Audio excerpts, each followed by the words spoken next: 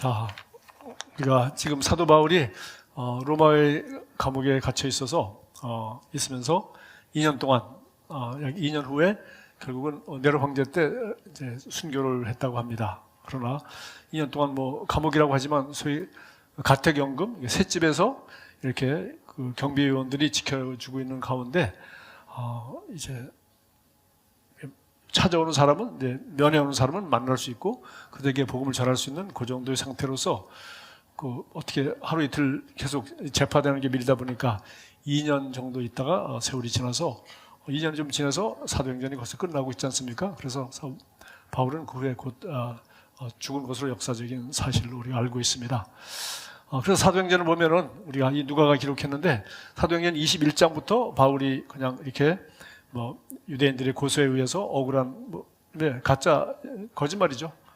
하나님을 못 얻겠다, 뭐 어떻게 했다 해가지고 이제 붙잡히어서 고소를 당하게 되고 또 죽이려고 그러는 것을 그 로마의 그 관계자들이 그걸 갖다가 살려서 보니까 로마의 시민권자니까 로마의 황제에게 재판을 신청하게 되어서 이제 거기서 또 가이사랴에서 한 2년 동안 또 죄수로서 또 기다리고 있고 그러면서 체포당하고 그때부터 아주 고난의 길이 열리게 되었습니다. 그래서 알다시피 이제 배를 타고 그 지중해를 건너가는 동안에도 배가 난파되어도 다 죽을 뻔했는데 또 하나님께서 겨우 그 배는 난파되고 화물도 버렸지만 겨우 살게 되어서 목숨을 겨우 구해가지고 9.94일생으로 로마에 도착해 보니 이런 죄수이기 때문에 바로 또 다시 감옥에 들어가고 그리고 이제 이 사람이 유명한 바로 그 유대인 중에서 아주 유명한 라피 출신의 또 유대인들이 다 아는 그런 유명한 사람일 뿐만 아니라 라피 출신의 이제는 그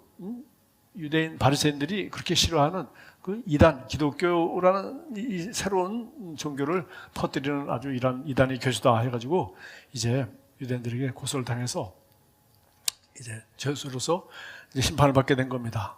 그리고 또 이 사람은 로마의 시민권자고 또 황제의 재판을 받아야 되는 사람이기 때문에 굉장히 또한 로마에서도 중요한 인물이죠. 그러니까 중요하지 않았으면 뭐 간단하게 죽이고 말았을 텐데 로마의 황제가 직접 재판을 해야 될 로마의 시민권자요. 그리고 그렇게 유명한 사람이었습니다. 뿐만 아니라 그는 그동안 여기까지 오는 동안에 우리가 사도행전과 성경을 통해서 알고 있다시피 그는 많은 제자들을 훈련시켰고 훌륭한 일꾼들을 동역자를 만들었을 뿐만 아니라 가는 곳마다 가정의 교회를 세우고 이제는 마지막으로 감옥에 갇혀 있어서 마지막으로 쓴 편지가 바로 이제 그때 몇 장의 편지를 썼는데 그 중에 하나가 바로 이 빌립보의 교회에 쓴 편지입니다. 그래서 우리는 그 편지를 읽고 있는 거예요. 그러니까 이 사람이 그 인생의 거의 마지막에 그리고 자기 말씀과 인격과 삶의 그 같은 여러 가지 계시가 그냥 꽃을 피고 있을 때 맨 마지막 하여튼 우리가 좋은 열매를 따먹고 있다고 그렇게 생각하면 되겠습니다.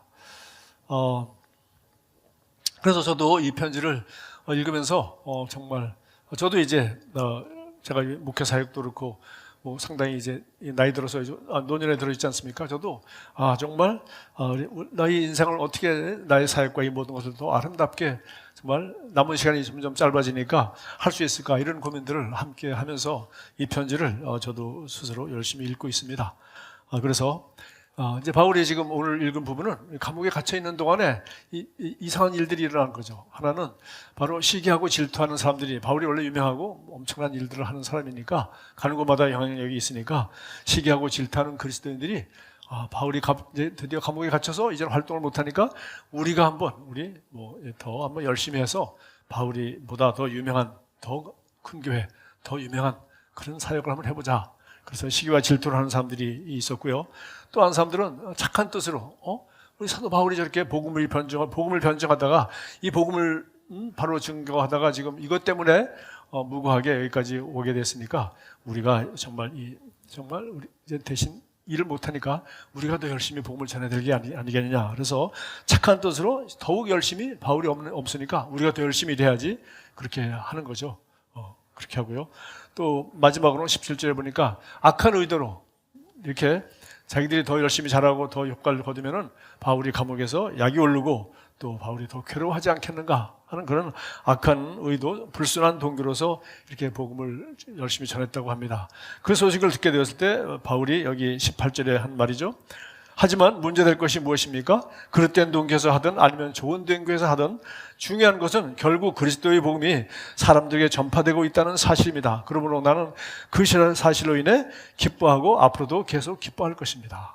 정말 이 세 가지 사건이 우리를 시기하고 질투하는 사람이 있건, 우리를 미워하는 사람이 있건, 아주 우리가 악의적으로 우리를 괴롭힌 사람이 있건, 또 아니면 정말 내 편이 되어서 나를 위로해주고 나를 격려해주고 나를 박수치는 사람이 있건, 그러니까 나쁜 것, 좋은 것, 중간 이런 거 있겠죠.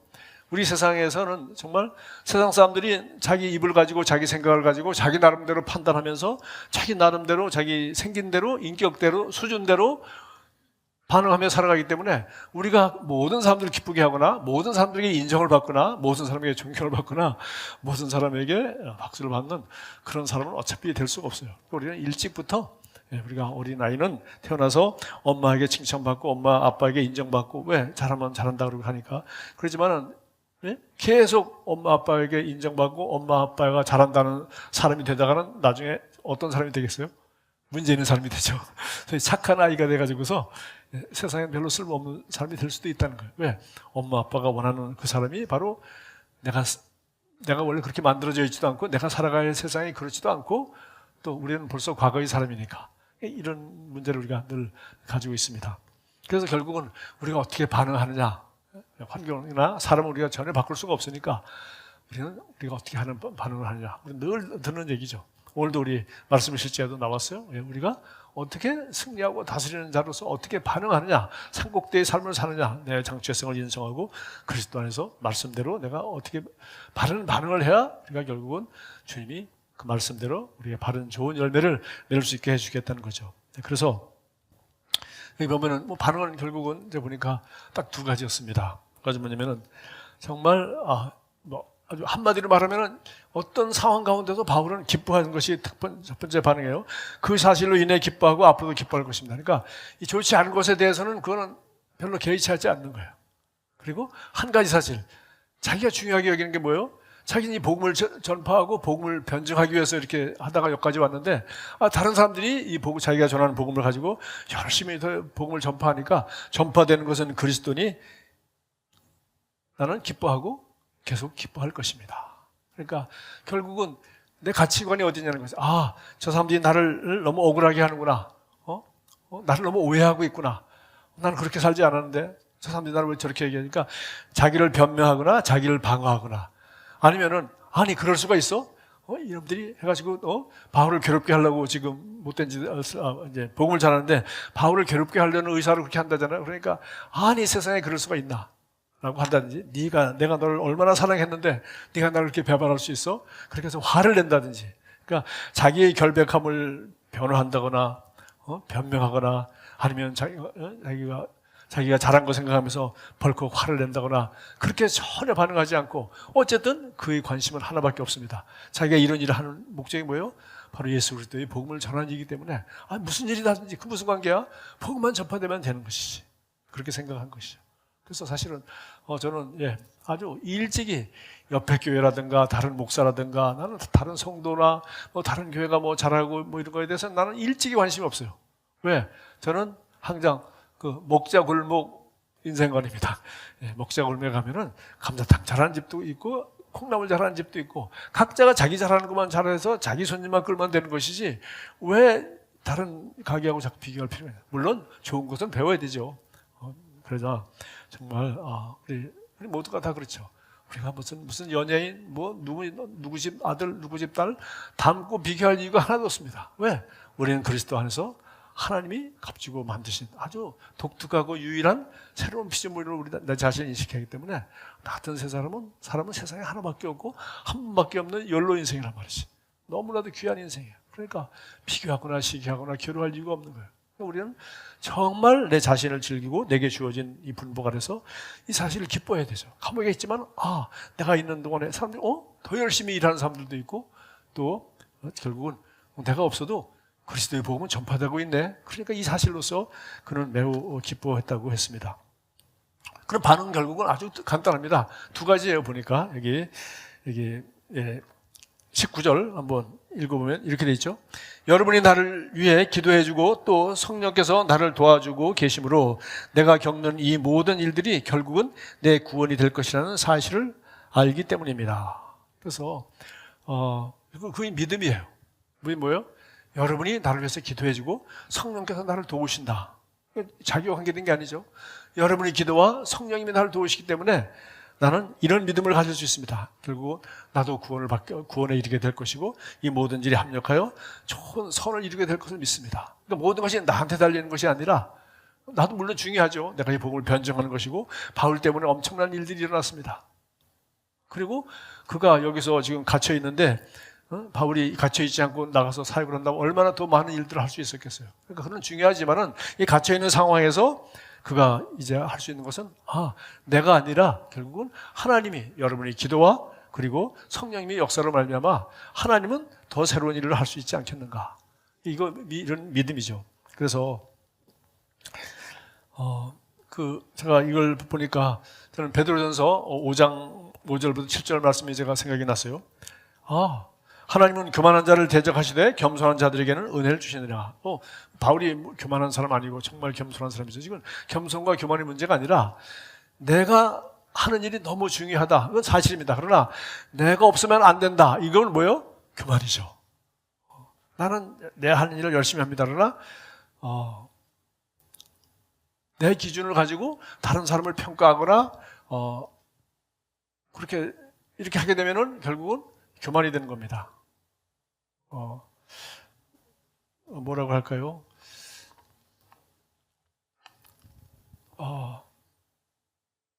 제가 우리 유진 피터슨 목사님의 마지막 말이라고 한 영상을 보고 내가 여러분에게 한번 나눴죠. 책을 많이 읽지 마십시오. 당신 쓴 책들 별로 효과 없을 겁니다. 그리고 당신이 뭐 대단한 사람 같지만 당신이 이제 곧 죽으면 사람들은 당신을 다 잊어버릴 것이고 곧 잊어버릴 것입니다. 당신은 그렇게 중요한 사람이 아닙니다. 당신이 무슨 대단한 일을 한다고 그게 중요한 게 아니에요. 그럼 당신이 할 수 있는 일은 뭡니까? 예수 그리스도께서 사람들을 위해서 얼마나 대단한 일을 하셨는지 그거를 열심히 말하는 거나 열심히 하십시오. 그거 가지고 책 쓰거나 그거 가지고 뭐 교회 크게 부흥시키거나 그거 가지고서 뭐 당신이 대단한 사람 뭐 유명한 사람 그거 지금 당신 보기에 그런 것 같아도 다 지나가고 잊혀지고 효과 별로 없을 거라는 거예요. 그러니까 예수께서 당신을 위해서 무슨 일을 했나? 마찬가지죠. 예수님은 성경책 한 권 쓴 적 없고 예수님은 남겨놓은 거라고 제자 몇 사람밖에 없었고 그들도 마지막 순간에 도망간 제자들이었습니다. 그럼 뭘 남겨놨어요? 바로 그분이 우리를 위하여 우리를 사랑하신 일, 십자가에서 못 박혀 죽으신 일이죠. 그거 하신 일을 사람들이 복음을 전한 거예요. 그거 하신 일에 감동을 받아서 사람들이 예수를 위해서 헌신하고 그리스도의 교회를 세우고 사람들이 편지를 쓰고 신약 성경을 만들고 사람들이 2000년 동안 우리 유럽 여행 가면은 보는 어마어마한 교회들과 그 기독교와의 관계된 예술 작품을 끝없이 사람들이 만들어낸 거야. 예수님이 만들어낸 건 하나도 없습니다. 예수님은 우리를 위하여 끝까지 사랑하시고 십자가에서 죽으신 것밖에 없어요. 그러니까 그가 한 일을 말하는 게 중요하지 네가 하는 일이 좀 중요한다고 그게 얼마나 중요하겠냐. 그러니까 사실은 우리가 하는 일은 중요하지 않다는 겁니다. 뭐가 중요합니까? 당신들이 기도와 성령의 도움으로 나는 구원받을 것을 확실히 믿습니다. 이런 믿음을 가지고 있었던 것이죠. 그래서 여러분 창세기를 이제 쭉 읽다 보면 50장 마지막 장에 가면은 그냥 이 아름다운 이야기와 이 대드라마가 3대에 걸친 대드라마가 아주 재미있게 끝나요. 이거 읽어보면 그냥 이 구절에 누구나 처음 읽어도 결론이 딱 나요. 뭡니까? 요셉이 자기를 죽이려고 했던 그 형제들 다 살려주고 이제 자기가 노출되었을 때 한 유명한 말입니다. 바로 창세기 50장 20절이죠. 당신들은 나를 해하려 하였으나 하나님은 그것을 선으로 바꾸사 오늘과 같이 많은 백성의 생명을 구원하시게 하려고 하셨나이다. 할렐루야.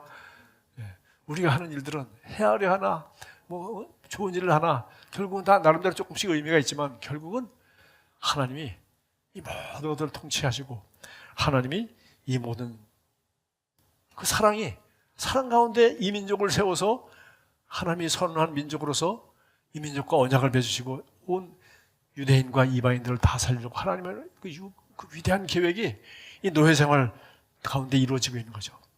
결국은 400년 후에 그들이 한 민족을 이루고 나와서 나라를 세우고 이것이 다 이루어졌어요. 그러나 그들이 한 70여 명이 될 때까지 그 아브라함의 씨앗이 70여 명이 될 때까지 있는 그 드라마가 이 창세기에 나와 있는 거예요. 그러니까 하나님이 계획을 가지고 계시고 하나님이 절대 주권을 가지고 계시고 하나님이 그들을 사랑하고 계시고 하나님이 지금 이 바울의 상황도 알고 계시고 하나님의 약속의 말씀도 하셨고 그리고 하나님이 이 모든 것을 알고 계실 뿐만 아니라 하나님이 바울의 기도도 들어주고 있고 그 성도들이 바울을 위해서 감옥에 있는 바울을 위해서 하는 기도도 들어주시고 있고 성령께서 지금도 자기와 함께 하셔서 위로해 주시고 지혜와 선택과 바른 선택할 수 있도록 계시를 하고 주고 있다는 그런 믿음입니다. 그러니까 우리가 이런 믿음이 없으면은 우리는 어떻게 됩니까? 우리는 이 두 번째 이 사명의 중심이에요. 우리 사명은 중요합니다. 하나님 우리가 이게 이 땅에 사는 이유가 이거니까요. 그런데 이 바울은 말했습니다. 담대하게 살든지 죽든지 내 몸에서 그리스도가 존귀하게 되기를 원하노라. 그러니까 사느나 죽으나 내 몸에서 그리스도가 존귀하게 되기를 원하노라. 사명이라는 것은 우리가 일이라고 볼 수 있는데요. 하나님이 우리에게 맡긴 일입니다. 이건 너무 중요하죠. 왜 이건 내게 맡긴 일이고 내가 이거 해야 되고 하나님이 이런 계획을 위해서 나를 이 세상에 보내지 아무 유익 없이 아무 목적 없이 나를 세상에 보내지 않았을 거 아니겠어요? 그러니까 우리가 내가 살아가는 이유, 내가 목숨을 걸어야 하는 이유, 내 가장 중요한 가치가 무엇인가? 그건 우리가 각자가 다 생각을 해봐야 되는 것이죠. 그래서 이 땅에서의 나의 일도 너무 중요한데 그래서 네, 이것이 너무 이제 중요하다 보면은 이제 우리가 너무 집착하게 되고 목표를 너무 열심히 너무 높이 정하게 놓게 되고 자기에게 너무 가혹하게 되고 그렇게 해서 기쁨이 사라져요. 그리고 행복하지 못한 삶이 될 수 있어요. 그래서 사실 저는 지난 여러 가지 제가 다 설교에 도움이 되고 또 설교에 관계가 되고 하는 건데 평생 목사로 살아가다 보니까 여러 가지 책들을 사 모으고 또 끝없이 읽기도 하고 그렇게 했습니다. 근데 지난 한 4, 5년 동안은 제가 이 사람의 행복에 대한 이런 책들을 한 20여 권을 사서 읽어본 것 같아요. 그래서 내가 일만 잘하려고 하는 것이 아니라 기뻐하고 행복하게 살아가는 것도 이것도 굉장히 중요하구나. 이런 것들을 제가 깨닫게 된 거예요. 그래서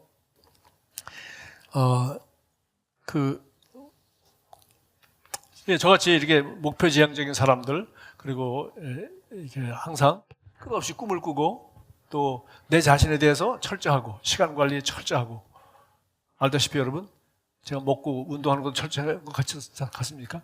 예. 이렇게 철저한 사람들이 이 장점인과 동시에 이런 사람들은 늘 목표와 또 목표 달성하고서는 또 더 그러니까 뭐가 없어요? 만족이 없어요. 예. 가면 또 다음 가야 될 게 또 보이는 거야. 책 끝나지도 않았는데 또 사. 그러니까 책이 자꾸 쌓이는 거야. 그런데 사놓고 나면 또 보면서 부담돼. 빨리 읽어야지. 인생은 짧고 책은 많다. 그리고 읽는 속도는 아무리 빨리 해도 그 많은 책들을 사 모으는데 읽을 도리가 없다. 이러니까 늘 이게 기쁨이 아니라 부담이 되는 거죠. 책을 읽는 게 중요한 것이 아니라 사는 게 중요하죠. 그럼 내가 중학교 1, 2학년 때는 깨달은 건데 내가 이 성격을 못 고친 것 같아. 뭘 깨달았습니까? 나는 열심히 세계문학에 나오는 그 연애소설을 제가 즐겼어요. 중고등학교 때면 당연하죠. 근데 소설만 즐기지 내 주변에는 여자가 아무도 없어. 연애할 수도 없고 친구도 없고 우리 시대 그렇습니다만 일찍이 깨달은 거예요. 이 책 아무리 읽어도 소용이 없다. 그래서 첫사랑이라도 한번 해보는 게 훨씬 더 아름다운 추억을 만들고 인생은 그런 것이지. 근데 제가 중학교 때 깨달았지만 평생 그걸 잘 못 깨달은 것 같아요. 그래서 우리 척수민도라는 목사님이 이제 빌립보서에 대한 강해 설교하면서 쓴 책이 있는데 내가 요새 보고 있는데 보니까 자기도 이렇게 일 중심이고 자기에게 너무 철저하고 그러다 보니까 이런 사람의 문제가 뭐예요? 다른 사람에게도 그런 걸 요구하죠. 늘 청년들만 너는 저녁 먹고 내가 청년뿐만 아니라 여러분들 꾸어드시는 거야. 저녁 먹고 나서 3시간 아니면 아침에 일찍 일어나서 3시간 네 3시간 너는 무슨 책을 읽고 있어? 그런 3시간을 개인을 위해서 미래를 위해서 투자하고 있어? 그래서 그것에 답을 제대로 못하는 사람하고는 사귀지도 마라. 왜? 네 앞날이 약간 문제가 있다.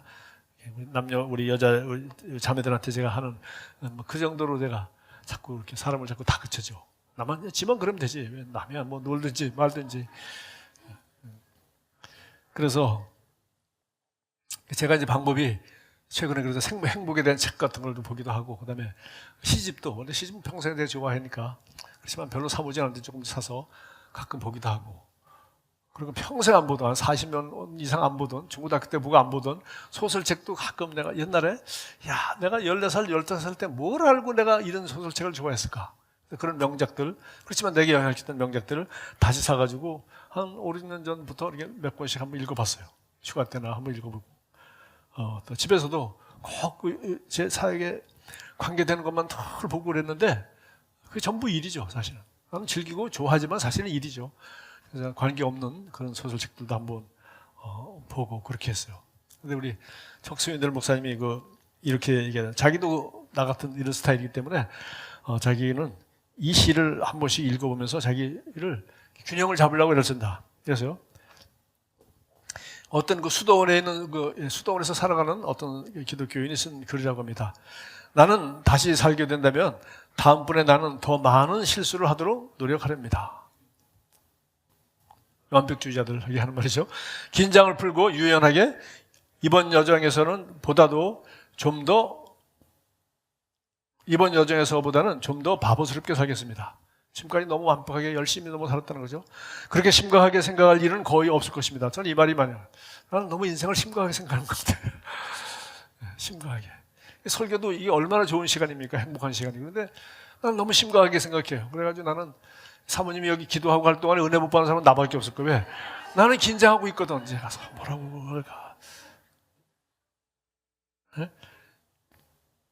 내가 설교를 잘하든 못하든 성령이 역사하셔야지. 너희 기도와 성령이 간구로. 그러니까 믿음이 거기에다 둬야 되는데 내가 하는 일에다가 그래도 내가 해야 될 일이 있지. 그리고 다른 사람들을 보면은 다 어떻게 우리 성도들 간증할 때마다 내가 아주 놀래요. 어떻게 저렇게 말을 잘하나? 모처럼 한 번 하는데. 어쨌든 여행을 더 많이 다니렵니다. 좀 더 열정적으로 살립니다. 등산을 더 많이 하고 강에서 수영도 더 많이 하고 석양도 더 많이 지켜보겠습니다. 많이 걸으며 많이 보겠습니다. 아이스크림을 더 많이 먹고 밥은 덜 먹겠습니다. 난 남 아이스크림 먹는 것만 봐도 난 잔소리를 하는 사람인데 진짜 어려움은 좀 더 부닥쳐 보겠지만 상상해서 근심거리를 지고 다니지는 않겠습니다. 알다시피 나는 매 시간 날마다 앞일을 생각하며 신경을 곤두세우고 산 사람입니다. 제 나름의 시간도 갖기는 했었지요. 다시 살게 된다면 그런 시간을 많이 갖겠습니다. 실로 날마다 수년을 앞서 사는 대신 나는 그 어떤 것이 아니라 순간순간을 갖도록 노력하겠습니다. 제가 이번에 책을 하나 또 마무리했는데 또 올 가을까지 써야 될 책을 지금 준비하고 있어요. 그리고 엊그제 앉아가지고 앞으로 쓸 4권의 책에 대해서 주제를 딱 정해놓고 왜 이게 이제 교과서는 교과서인데 왜 그래야 이 예수님 구성하니까 잘 돌아가니까 내가 교과서를 만들어 놓고 내가 물러나야 되지 않겠나. 최소한도. 그러니까 이런 것들이 이제 자꾸 일이죠. 자, 순간순간을 갖도록 노력하겠습니다. 나는 온도계, 보온병, 우비 그리고 진통제 없이는 어느 곳에도 가지 않는 그런 사람이었습니다. 다시 산다면 예전과는 달리 가볍게 이곳저곳에 가고 가볍게 일하고 가볍게 여행하겠습니다. 생을 다시 살 수 있다면 나는 이른 봄에 맨발이 되겠으며 그렇게 늦은 가을까지 지내겠습니다. 게으름도 더 부리겠습니다. 그렇게 좋은 점수를 얻지 않겠습니다. 어쩌다 그렇게 될 수도 있겠지만 나는 회전목마를 더 많이 타겠습니다.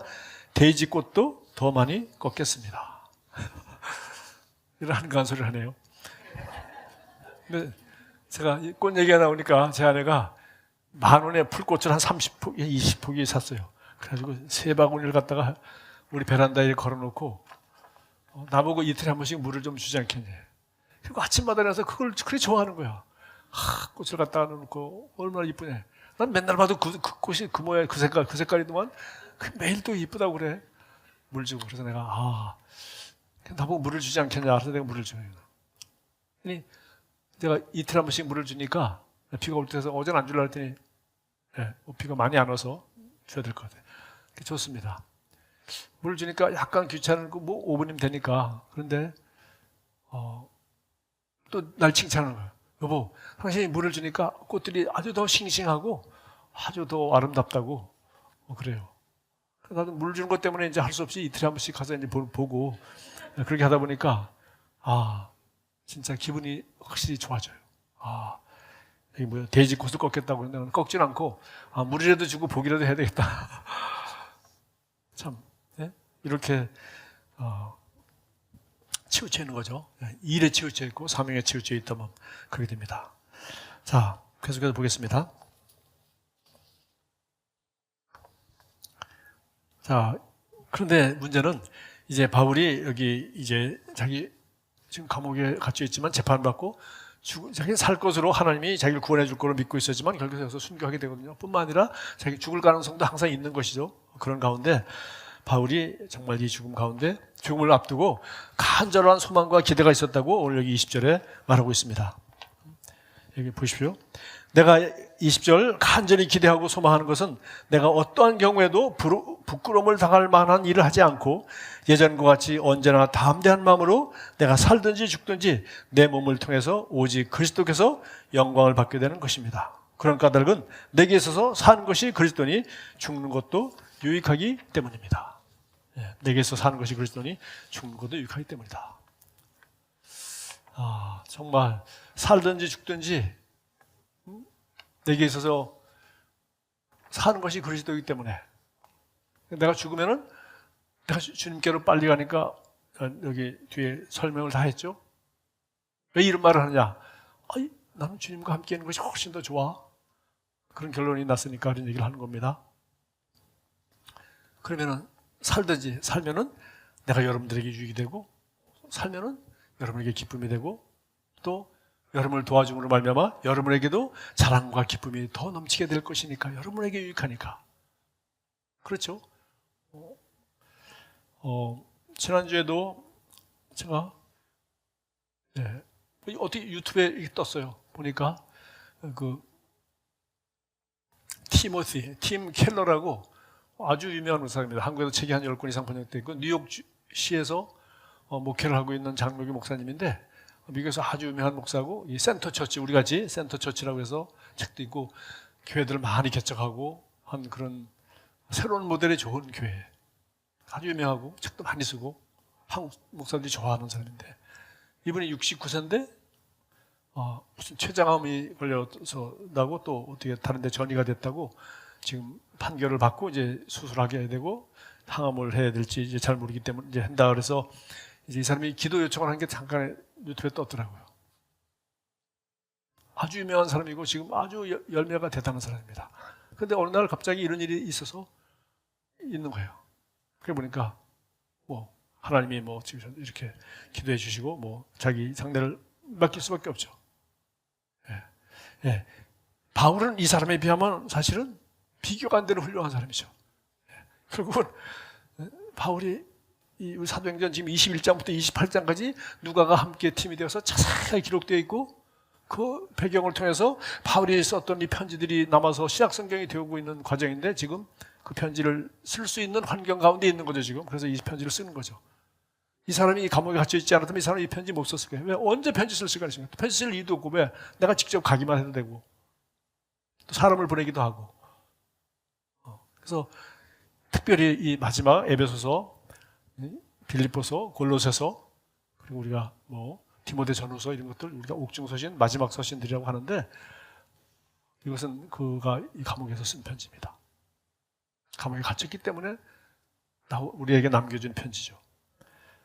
그래서 또 한 분은 우리 한국에 꽤 유명한 목사님이세요. 그 나이도 저보다 한두 살 많고 조금 65세 은퇴해서 일찍 은퇴했다고 참 박수도 받고 그리고 은퇴하고도 보니까 이분도 무슨 폐암이 걸려가지고서 항암 치료를 하고 수술하고 아주 고통을 많이 겪고 있어요. 보니까 아주 암 환자라서 표가 나. 근데 이 사람이 새벽마다 일어나서 자기가 기가 막힌 새벽이라고 하면서 그 유튜브 영상을 자기가 얼마나 고통 가운데 있고 어떻게 주님을 의지하고 어떻게 승리하고 있는지를 유튜브 영상을 해가지고 계속 올렸어요. 그래서 자기가 이제 보니까 얼굴도 많이 좋아진 것 같아요. 그래서 많이 투표에 승리한 것 같습니다. 그런 사람이 그래서 유튜브를 통해서 구독자가 점점 늘어나서 자기가 투병하면서 또 끝도 없이 아주 유튜브를 통해서 많은 사람들이 은혜를 받는 모습을 제가 보았어요. 그걸 보면서 저렇게 지금 현재 굉장한 열매를 맺고 있는 뉴욕에 있는 세계적으로 유명한 목사나 또 과거에 또 열심히 하다가 지금 이제 다 물러나서 지금 혼자 하는 일이라고는 투병밖에 하는 게 없는데 투병 중인데 그러나 그걸 가지고 유튜브에다가 올려놓음으로 말미암아 또 많은 사람들이 보고 은혜를 받는 거나. 어쨌든 제가 이런 걸 보면서 여기 바울이 말하고 있는 삶과 죽음에 대한, 살든지 죽든지 내 몸에서 그리스도가 정결하게 되게 하렵니다. 여러분, 사람들은 죽음에 대해서 관심이 없죠. 그래서 노인에 대해서, 늙은에 대해서 어찌고 저찌고, 젊은 사람들이 자기는 안 늙을 것처럼, 자기는 안 죽을 것처럼 그렇게 그냥 세상에서도 그렇게 그런 나쁜 분위기도 있고 하죠. 그러나 인생이라는 것은 누가 이런 말을 했더라고요. 예? 인생 전체가 인생 아닙니까? 그러니까 살아보지 않고는 모른다는 거죠. 그렇죠. 인생을 살아보지 않고 어떻게 알고요? 그래서 살아봤다는 얘기 뭐예요? 죽을 때까지 살아본 다음에 인생이 뭔지 알았는데 그때는 너무 늦잖아요. 알았는데 죽어야 되니까. 그래서 바로 성경뿐만 아니라 수많은 성경을 믿었던 사람들의 책들을 통해서 우리는 살아본 사람들의 삶을 통해서 나는 솔로몬처럼 부귀영화도 누려보고 솔로몬처럼 믿음으로 살아보기도 하고 솔로몬처럼 솔로몬이 초기 얘기를 이것도 해보고 저것도 해보고 다 해봤다. 그러나 이거 다 헛된 것이고 오직 하나님을 경외하고 그 말씀대로 살아가는 것 이것만이 좋은 것이야 라고 솔로몬이 전도서 마지막 장에서 이렇게 얘기하고 있어요.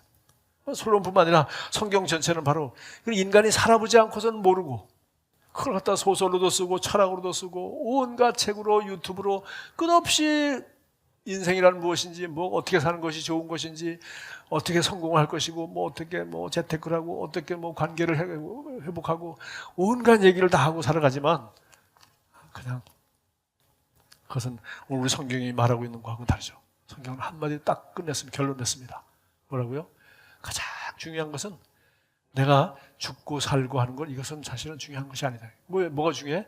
내가 사는 것이 그리스도가 될 때 예수 그리스도만이 가장 중요하시고 그분이 내게 영생을 주셨고 그분이 내게 인생이라는 선물을 주셨고 그분이 나보고 잘 살으라고 이렇게 아름다운 사명을 줘서 이런 환경 가운데 했으니까 내가 정말 이제는 내가 사는 것이 아니라 내 안에 그리스도께서 살도록 그래서 나의 인생과 가치관의 최우선순위가 그리스도가 될 때 이 죽음이라는 것은 사실은 한계를 넘어버리는 거죠. 우리가 여기 이렇게 써놨습니다. 주님과 더 친해지는 교회. 우리가 구약성경에 보면 에녹이죠. 에녹이 365년을 살면서 주님과 동행하다가 하나님께로 가셨다. 죽었단 말이 없어요. 그냥 하늘나라로 옮겨갔다. 주님과 동행하다가 같이 있다 보니 주님과 이 땅에서 동행하다 보니까 하나님이 계신 그곳이나 여기나 차이가 없도록 가까워져 버린 거죠. 그래서 한 발짝 딱 건너간 거야. 한 발짝. 저는 작년에 우리 본캐 목사님이 돌아가셔서 제가 굉장히 참 충격을 받았어요. 한 70쯤 은퇴하셨다가 79세, 80을 못 바라보고 한 9년 사시다가 돌아가셨는데 그 플로리다에서 은퇴하셔서 연세는 있지만은 집회는 가끔 가시고 집회 자주 안 가고 후배 젊은 사람한테 맡겨주고 이렇게 유튜브에다가 새벽마다 가끔 이렇게 짧은 그 방송을 올리는데 들을 때마다 얼마나 그 말씀의 은혜가 되는지 수십만이 그걸 듣고 있었어요. 그래서 저분은 은퇴하셔도 그 은혜가 그대로 점점 더 넘치니까 유튜브를 통해서 계속 전 세계 사람들이 이걸 듣고 있구나. 참 오래 사역을 하시면 좋겠다. 그런데 갑자기 돌아가셨어요. 자, 이런 분들은 사실 보면은 이 사명을 위해서 엄청나게 열심히 불태우고 정말 남이 상상할 수 없는 어마어마한 일들을 사실 하셨죠. 그러나 중요한 것은 이제 두 가지만 남습니다. 바울이 여기서 말했죠. 내가 어떤 경우에든지 부끄러움을 당할 만한 일을 하지 않고 예전과 같이 언제나 탐난 마음으로 죽든지 살든지. 그래서 하나는 우리가 어떤 경우에도 부끄러움을 당할 만한 일을 하지 않는 거예요. 그러니까 우리가 마지막 죽는 그 순간까지도 주님께 가기 죽어야 될 거 아니에요, 그렇죠? 마지막 죽는 그 순간까지 정말 나라는 사람의 인격과 믿음과 사랑과 모든 것을 그냥 그대로 반영하는 그래서 부끄러움이 없는 그렇잖아요. 일 많이 했으면 뭐예요? 뭐가 어떻고 대단한 뭐예요? 끝에 갈수록 부끄러운 짓 하는 사람들이 얼마나 많습니까? 얘기할 필요 없잖아요. 뉴스가 그건 더 열심히 보도해 주니까. 우리가 마지막 죽을 때까지 그리고 모르는 사람들은 유명한 사람이 갔다. 가까운 사람은 다 더 알지. 가족이 알고 친구가 알고 성도들이 알고 나를 잘 아는 사람들이 나의 장례식에 와서 너의 나의 죽음을 보고 그는 한 점 부끄러움 없이 맡기는 사명을 열심히 한 것 같다.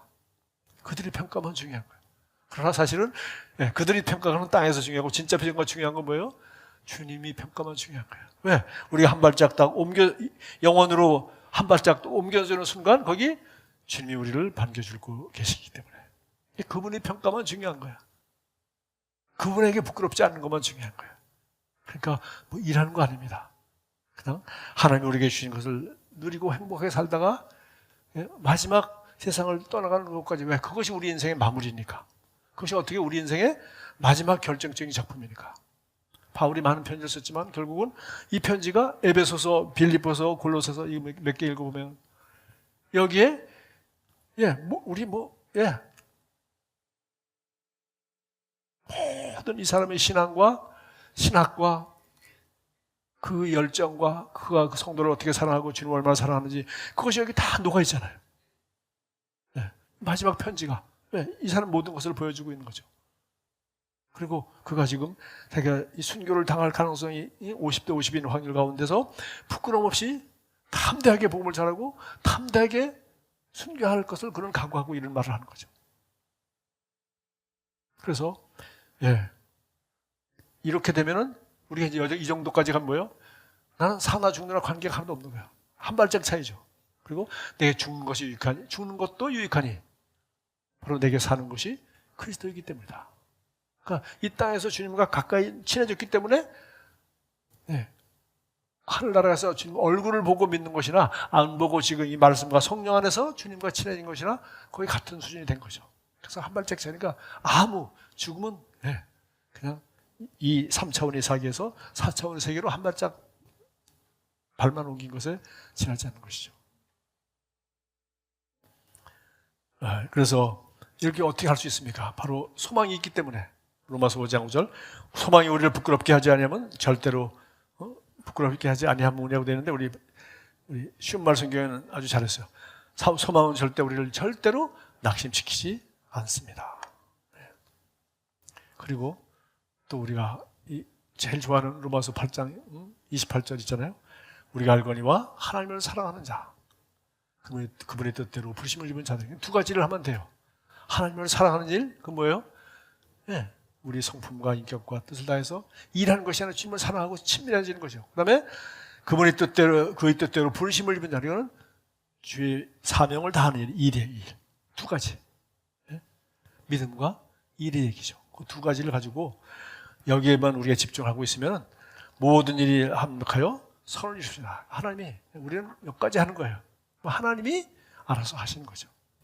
바울도 여기서 순교했습니다. 아니, 이 사람이 더 진짜 좋은 글들 많이 쓸 수 있었을 것이고 정말 이제 그 꿈에도 소원이 로마에 갔으니까 로마에 세계의 수도인 로마에다가 드디어 좋은 교회를 세워서 엄청난 제자를 형성하고 로마 제국을 복음화할 수 있었을 것이다 라는 우리가 꿈을 꿀 수 있는데 그는 거기서 순교하고 편지 몇 개 남겨놓고 세상을 떠났단 말이에요.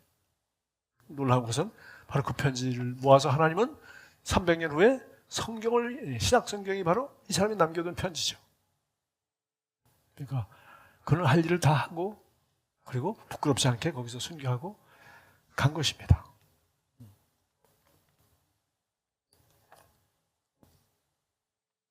제가 그때 우리 누가 그래서 이 기쁨에 대해서 그래서 이 바울은 이런 가운데서 이런 믿음을 가지고 있고 이런 말씀이 그 안에 뿌리가 내어 있으니까 그는 어떤 상황 가운데서 내일 사형입니다. 아니 내일 재판입니다. 그래서 사형을 받든지 살든지 풀려나든지 그런 아무 관계가 없는 거예요. 몇 가지 완전히 다 놓고 있는 거죠. 그래서 이는 내게 사는 것이 그리스도니 죽는 것도 유익함이라. 이것이 21절의 그 결론입니다. 이거 여기 이제 우리가 어떻게 그렇게 살 수 있을까? 우리는 그렇게 살아야만 가장 최대로 잘 사는 거죠. 그러나 반대로 생각해 보십시오. 내가 사는 것이 돈이니 그럼 어떻게 돼요? 죽는 것은 그 모든 것을 남겨두는 것이라. 그죠? 내가 늘 얘기하죠. 밥하고 돈은 먹는 것만 내 거예요. 돈은 쓴 것만 내 거고 밥은 뷔페 가서 내가 느끼는 거예요. 먹는 것만 내 거지 돈 내고. 네. 돈이 중심이 되면 모든 걸 남겨놓고 가는 것이고, 내게 사는 것이 명예니 뭐요? 죽는 것은 모든 사람에게 잊혀지는 것이야. 명예를 남겨놓으면 뭐 하겠어요? 잊혀지는 것이죠. 다 잊혀져요. 이승만, 박정희는 나름대로 좋은 일 했지만 아주, 이승만은 친일파, 박정희는 독일자자로 잊혀지는 것이 아니라 나쁜 사람으로, 못된 짓만 한 사람으로, 좋게 한 거는 자유 대한민국을 세운 성각자임에도 불구하고 그 사람은 친일파라고 계속, 박정희는 이 나라 이렇게 잘 살게 하는데 결정적인 리더였음에도 불구하고 계속 독재한 주기로. 네. 명예와 권력은 그렇게 되는 거예요. 권력과 영향력이라면 죽는 것은 그 둘을 못 잃어. 죽으면 권력이건 영향력이건 다 잃어버리는 거예요. 내게 만약에 사는 것이 소유라면 나중에 손에 남는 것이 아무것도 없어요. 그러니까 아이가 태어날 때는 주먹을 쥐고 세상은 내 것이다 하고 나오지만 갈 때는 수위에는 주머니가 없다, 이런 얘기도 하고. 누가 이런 얘기했어요? 기쁨이란 하나님이 인간의 삶과 복음의 중심이 된다면 기쁨은 불가피한 것이다. 같은 말인데, 예수가 나의 삶과 복음의 중심이 된다면 기쁨이 없다는 것은 그는 예수가 중심이 안 됐다는 얘기고 복음이 아니라는 얘기고. 왜? 기쁜 소식인데 기뻐야지. 누가 이런 말도 했어요. 기독교를 검은색과 슬픈 얼굴에 연관시키는 만큼 기독교에 해를 끼친 것은 없다. 검은 옷 입지 마십시오. 검은 옷이 멋있지만 기독교하고 신부들 시커멓게 해가지고 입고 그러잖아요. 근데 요새는 그런 거 없지만 뭐 까만 가운은 되게 여름에는 하얗고 겨울에는 또 까맣대. 어쨌든 슬픈 얼굴과 검은색은 기독교하고 아무 관계 없다. 누가 이랬어요? 슬픈 성자는 없다. 성자가 아니에요. 성자는 당연히 기뻐야지. 내가 제일 좋은 말은 이름이에요. 기쁨이란 지금 왕이 성 안에 있다는 것을 알려주는 마음이란 이름의 성위에 펄럭이는 깃발과 같다. 다시 한번, 기쁨이란 것은 지금 왕이, 지금 영국에서 그 버킹엄 궁이 있지 않습니까? 거기 깃발이 올라가 있다는 얘기는 뭐예요? 거기 여왕이 계시다는 얘기예요. 깃발이 내려갔다는 얘기는 여왕이 지금 출타 중이라는 얘기입니다. 그러니까 우리 예수라는 왕을 모시고 살았다는 표시가 뭐예요? 깃발이? 기쁨이에요. 예수가 왕이 아니니까 기도할 수 있고 성령이 함께 하시고 믿음이 있고, 이런 가운데도 내가 지금 죽어도 모든 것에 합력하여 선을 이루실 것이다. 네. 죽으나 사나 내가 사는 것이 그리스도니 나는 아름답고 부끄러움 없이 담대하게 죽음을 맞이하는 것이 내가 할 일이야. 나머지는 하나님이 하시는 것이야. 그리고 나는 오히려 죽는 것이 내게 더 좋아 라고, 우리 거기까지 가지 않는다면 우리는 환경에 따라 계속 기쁨을 잃을 수 있어요. 여기까지 가버리면 아무도 그 기쁨을 빼앗아갈 자가 없습니다. 그래서 누가 이랬어요. 기쁨은 하나님으로 인한 즐거움이며 하나님의 손으로부터 오는 것을 향유하는 것이다. 그렇죠? 하나님 우리에게 생명을 주셨어요. 하나님이 우리에게 주신 것 너무 많아요. 그래서 그것을 내가 만들어낸 거, 내가 이걸 얻으면 행복하고 이거 있으면 행복하고, 그래가지고는 행복이 안 돼. 그러니까 하나님이 주신 것, 내가 얻는 것이 아니라 그것을 받고 그것을 나누고 즐기는 것, 그것은 우리에게 있는 하루하루의 순간이요, 성경을 읽을 수 있는 것이고, 네? 우리가 교제할 수 있는 성도가 있고. 여러분, 이렇게 지금 코로나 세상에 우리가 친한 사람, 가까운 사람끼리 그래도 사랑하고 모이고 교제하잖아요. 네. 이거 하나님의 선물입니다. 내가 만들어낸 게 아니지. 그래서 하나님이 내게 주신 것을 받는 것이에요. 그리고 그 받은 것을 감사하고 기뻐하는 것이에요. 감사하고 즐기는 것, 그것이 기쁨이라 해요. 그 보면 어린아이들이 가장 행복하게 살아요. 왜? 걔들은 끝없이 자기 주어진 것을 즐기고 감사하고 기뻐하고 놀죠. 거기다 순간에 초점을 두지. 걔들은 내일 걱정하지 않습니다. 걔들은 과거에 내가 괜히 그렇게 했다 후회할 거 하나도 없어요. 그냥 오직 현재에 집중하는 거예요. 바울은 바로 그리스도가 중심이 되면, 바로 그리스도가 내 안에 계시면 우리는 기쁨이라는 깃발을 당연히 얼굴에다가 달고 다닐 수밖에 없다. 그냥 기쁨이라는 깃발이 안 달린다는 얘기는 그리스도가 내게 왕이 아니라는 얘기예요. 그리고 어떤 환경이, 질병이, 남이 한 말이, 누구 시기 질투가, 아니면 내 안에 있는 무슨 자존심이 주인을 노릇하고 있기 때문에 왕이 계시면, 내가 사는 것이 그리스도면 내 죽는 것은 유익하다. 기도하겠습니다. 주님 감사합니다. 감옥에서 이제 어떤 심판이 기다리는지 전혀 알 수 없는 불확실한 상황에도 오직 그 안에 주님만이 존귀하게 되기를 바랐기 때문에 죽는 것이나 사는 것이나 어느 것이 더 좋을지 갈등하는 이 바울과 같이 우리도 주님만이 우리 삶의 온전한 주인이 되시고 왕이 되시고 또 그러므로 말미암아 그 표지로 우리 얼굴과 우리 삶에 이 복음을 받은 사람의 깃발이 넘치는 그런 사람으로 살기로 작정합니다. 예수님의 이름으로 기도합니다. 아멘.